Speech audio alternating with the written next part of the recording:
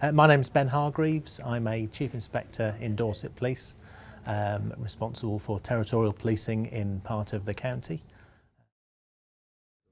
My PhD is focusing on ethics in policing. My reason for wanting to do a PhD was primarily to develop some of the work I've been doing in the workplace. I've been responsible for embedding the Code of Ethics in Dorset.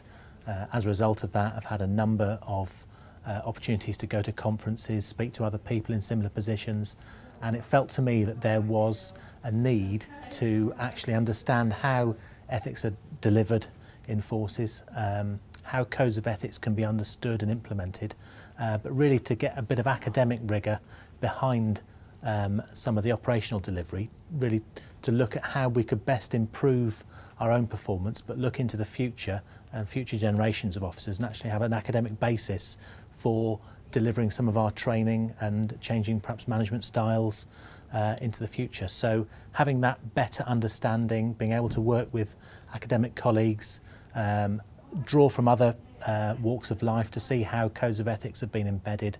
For me, it was a natural progression, and there was nothing else out there in terms of courses or opportunities, and then the PhD opportunity through the consortium came along, and for me it came at the right time, and I was fortunate enough to have been selected. I focused fairly early on some of the cultural parts of policing, so looking at what makes people behave in a certain way. When they join the organisation, they come with a certain set of values and behaviours, and the police has an opportunity to either enhance those or suppress some of those. So for me it was important to understand what elements of people's character we were preserving, and really what parts, were there any good bits that the organisation was starting to suppress, because we know that in other industries people can join an organisation or start a profession, and they can really go through some personal changes which could change the way that they behave, the way the public sees them. So actually having that detailed understanding of how a person develops and how the organisation impacts on them as a human being, for me is really important, because that should tell us the best way of actually how do we create codes of ethics. Are our codes of ethics right at the moment? Does our training support what our objectives are? Because we're dealing with people in the process, and people are very complex, as we know. Society changes around us all the time, crime types change around us all the time, so we need to have an adaptive way of training, coaching, understanding ethics. I chose to do the PhD part-time because I really wanted to be able to focus on my career as well. For me it was important to maintain the work I'd done within the police service. I think also the opportunity to do it part-time gives you that the scope to study for a longer period, and for me this wasn't all about a task to finish project. It wasn't about spending a few years to get a PhD at the end. It was about changing the way I look at study, the way I look at research, and for me it's a new way of working, and so that the part-time element really suited me for that side, because it allowed me to do my day job without too much impact on that, but also to have this other dimension to my life, and really it's made me look at things in a very different way, not in the workplace but in social life, and I think it makes you more inquiring and more gives you more desire to understand the world around you. The Open University has always been appealing to me. My wife studied with them, and I had a chance to look at some of the course materials that she had, and it always struck me it was really professional, very accessible, certainly different from my own experience of undertaking a degree, where there were very limited resources and a lot less direction.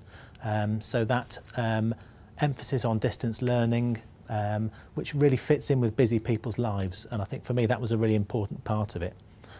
Knowing that the Open University was geared up that way, and I think the relationship with the police consortium as well, really important, because at some stage there is a necessity to go out and do research work, and the partnerships and the relationships you can form within the consortium really important in gaining access to forces at the right level to undertake the research that you need to do.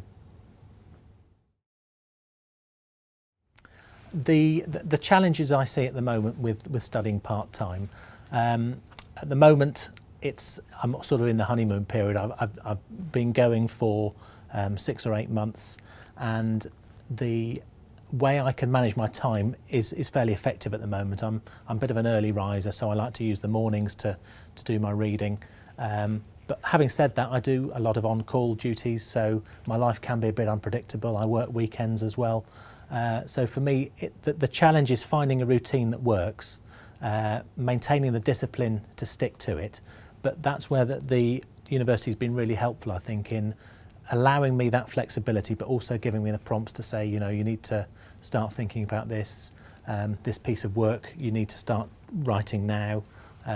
So I think it's a two-way relationship. You need to have the self-discipline to be able to put the time into it when you can, but also the university there supporting, which is very helpful. I think the most pleasant surprise has been the really open way that the tuition has been delivered.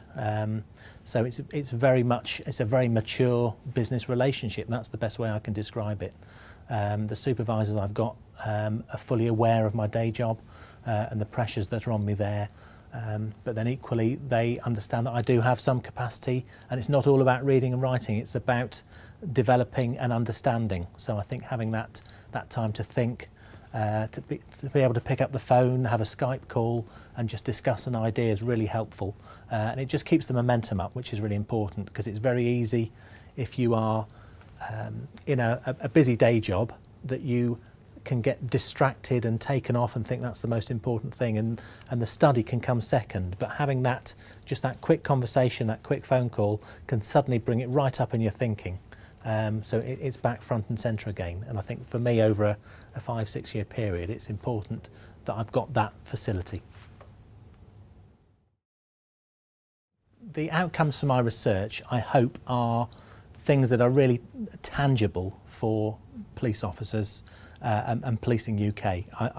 It would be really disappointing for me to do a load of academic work and end up with a thesis that's really inaccessible, doesn't mean anything to people on the ground, doesn't help leaders change their behaviours, and doesn't help embed the code. So I think for me, you've got to have the academic understanding, there's got to be the academic rigour applied, but at the same time there are a number of things that can come out of a research project like this. So for me, being able to provide either some sort of consultancy, some sort of options, some sort of appraisal of the current embedding of the Code of Ethics would be really important. But sometimes it's just being able to have conversations with people in influential positions to say, this is either working or this isn't working, or have you thought about this? So for me, to be able to influence the direction of ethics in policing that'd be the greatest achievement I could hope for, really.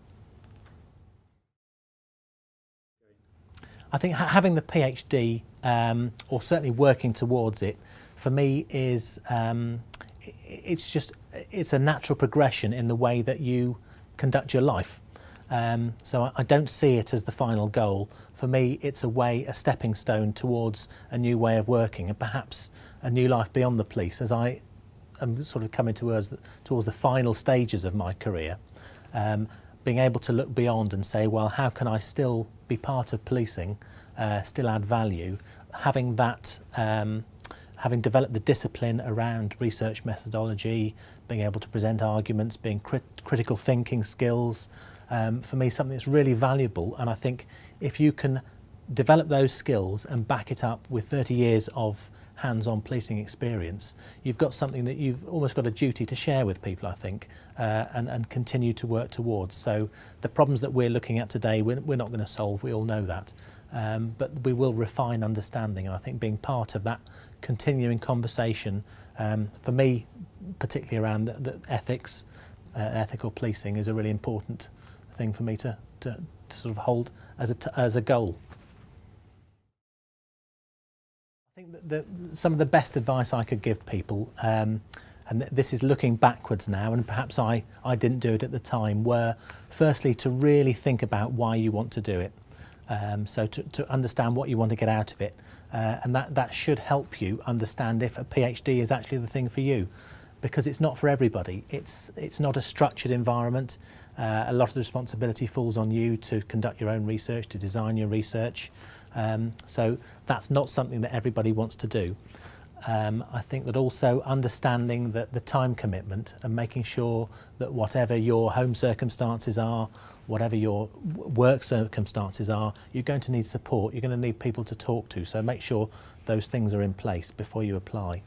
And I think that the final thing is just making sure that you pick a topic that's of interest to you, because you're going to be with this for a very long time, going to have to understand it in the greatest detail, probably greater than anything you've ever understood before.